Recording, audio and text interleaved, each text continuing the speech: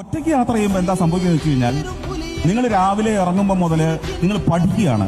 എവിടെ പോകണം, ഏതൊക്കെ വഴിയിലൂടെ പോകണം, ഏത് ബസ് പിടിച്ചു പോകണം, അവിടെ ചെന്നിട്ട് ഏത് ട്രെയിനിൽ കയറണം, അല്ലെങ്കിൽ അവിടുന്ന് പിന്നെ കുതിരവണ്ടിയാണോ കാളവണ്ടിയാണോ, അങ്ങനെ പോകുമ്പോൾ നിങ്ങൾ അന്വേഷണത്തിലാണ്.